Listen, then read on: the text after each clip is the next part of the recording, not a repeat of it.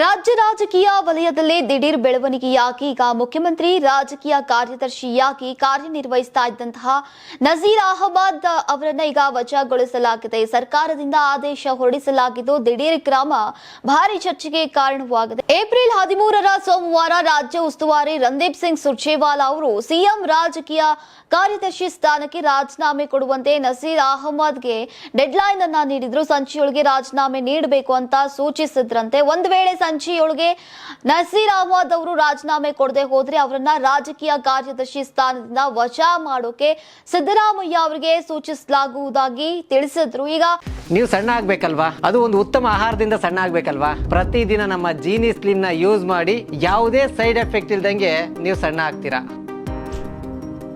ಇದರ ಬೆನ್ನಲ್ಲೇ ನಜೀರ್ ಅಹಮದ್ ಅವರನ್ನ ವಜಾಗೊಳಿಸಿ ಆದೇಶವನ್ನ ನೀಡಿದ್ದಾರೆ.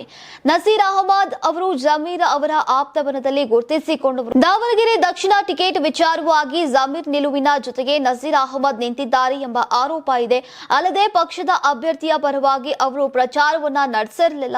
ಜೊತೆಗೆ ಕಾಂಗ್ರೆಸ್ ಮೂಲಗಳು ನೀಡುವಂತಹ ಮಾಹಿತಿಯ ಪ್ರಕಾರ ಸಾದಿಕ್ ಪೈಲ್ವಾನ್ ಬಂಡಾಯ ಶಮನ ಮಾಡುವ ಹೊಣೆಯನ್ನ ನಜೀರ್ ಅಹಮದ್ ಅವರಿಗೆ ನೀಡಲಾಗಿತ್ತು. ಆದರೆ ಅದನ್ನ ಆರಂಭಿಕವಾಗಿ ಒಪ್ಪಿಕೊಂಡಿದ್ದಂತಹ ನಜೀರ್ ಬಳಿಕ ಹಿಂಜರಿದ್ರು.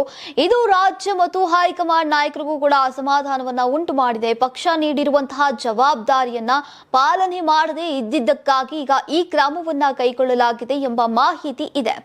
ಇನ್ನು ನಿನ್ನೆ ಸೋಮವಾರ ಬೆಂಗಳೂರಿನಲ್ಲಿರುವಂತಹ ನಜೀರ್ ಅಹಮದ್ ನಿವಾಸದಲ್ಲಿ ಬೆಂಬಲಿಗರು ಸೇರಿದ್ರು. ಅಲ್ಲಿ ಹೈ ಡ್ರಾಮಾ ಸೃಷ್ಟಿಯಾಗಿತ್ತು ಹಾಗೂ ರಾಜೀನಾಮೆ ನೀಡೋಕೆ ಹಿಂದೇಟನ್ನ ಹಾಕಿದ್ದಂತಹ ಕಾರಣಕ್ಕಾಗಿ ಈಗ ಅವರು ಸಿಎಂ ರಾಜಕೀಯ ಕಾರ್ಯದರ್ಶಿ ಹುದ್ದೆಯಿಂದ ಬಿಡುಗಡೆ ಮಾಡಲಾಗಿದೆ. ರಾಜ್ಯ ಸರ್ಕಾರದಿಂದ ನಿನ್ನೆಯೇ ಅಧಿಕೃತ ಆದೇಶವನ್ನು ಹೊರಡಿಸಲಾಗಿದೆ.